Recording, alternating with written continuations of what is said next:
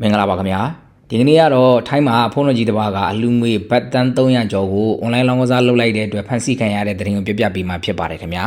နခွန်ပထမရှိတဲ့ ranking ဆိုတဲ့ဖျားเจ้าမှာဖုန်းတော်ကြီးတစ်ပါးကနေပြီးတော့မှဖျားเจ้าရန်ပုံငွေဘတ်တန်300ဒေါ်လာ9တန်းခန့်ကိုအွန်လိုင်းလောင်းကစားလုပ်ခြင်းဖြင့်ဖျားเจ้าရန်ပုံငွေတွေကိုလည်းသုံးစားလုပ်မှုနဲ့ရဲစခန်းနေပြီးတော့မှဖန်ဆီးခဲ့တယ်လို့သိရပါတယ်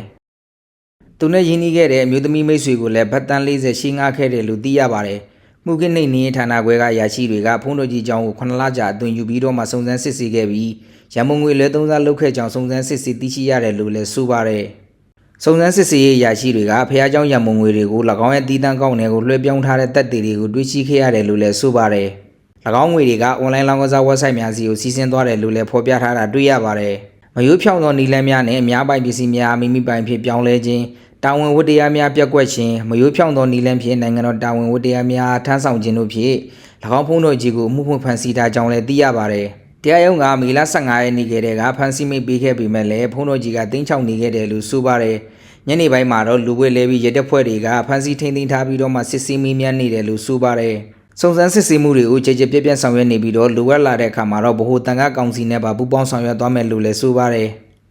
နောက်ထပ်တန်ရာရှိသူမျိုးသမီးကိုလည်းပတရာကကွန်ဒိုတစ်ခုမှဖမ်းဆီးရမိခဲ့တယ်လို့သိရပါတယ်။သူမကပြစ်မှုတွေကိုကူညီခဲ့တယ်ဆိုပြီးတော့လည်းဝန်ခံခဲ့တယ်လို့သိရပါတယ်။သူမကဖုန်းတော်ကြီးကို web ranking ကျောင်းမှာတည်းကတီးခဲ့တာဖြစ်ပြီးတော့မှဖုန်းတော်ကြီးနဲ့ရင်းနှီးပြီးတဲ့နောက်မှာတော့2021ခုနှစ်မှာရင်းနှီးမြုပ်နှံမှုအတွက်ဘတ်တန်40ရှင်းငှားခဲ့တယ်လို့ထွက်ဆိုထားပါတယ်။သူမကအကြံဉာဏ်တွေပေးဖို့အတွက်ဗီဒီယိုကောနဲ့အမြဲမပြတ်ဆက်သွယ်ခဲ့တယ်လို့လည်းထွက်ဆိုထားပါတယ်။သူမနဲ့ဖုန်းတော်ကြီးတို့ကြားကနေပြီးတော့မှဘတ်9သိန်းရှင်းငှားဖို့ပြောဆိုထားကြတဲ့ဗီဒီယိုဖိုင်တွေလည်းရရှိထားပြီးတော့မှ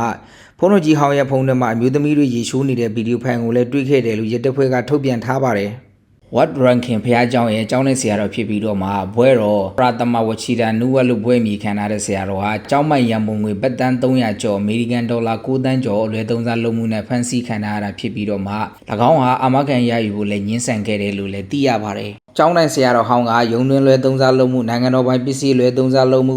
အာဏာလွဲသုံးစားလုပ်မှုနဲ့၎င်းရဲ့ထိန်းချုပ်မှုအောက်မှာရှိတဲ့ပစ္စည်းတွေကိုအခြားသူတွေဥပဒေမဲ့အကျိုးမဲ့ရယူစေရန်ခွင့်ပြုမှုစတာတွေနဲ့ရင်ဆိုင်နေရပါတယ်။ဒီမှုမှာဆက်နွယ်နေတဲ့အသက်28နှစ်အရွယ်ဆိုရဝန်ထမ်းမျိုးသမီးအပါအဝင်ဆရာတော်ဟောင်းကိုပါ14ရက်ချုပ်ရက်ယူထားတယ်လို့လည်းသိရပါတယ်။ယခုချိန်မှာတော့ဆရာတော်ဟောင်းနဲ့မျိုးသမီးကိုဖမ်းဆီးထားပြီးတော့မှစုံစမ်းစစ်ဆေးမှုတွေလှုပ်ဆောင်နေဆဲဖြစ်တယ်လို့လည်းသိရပါတယ်။အားလုံးကျေးဇူးတင်ပါတယ်ခင်ဗျာ။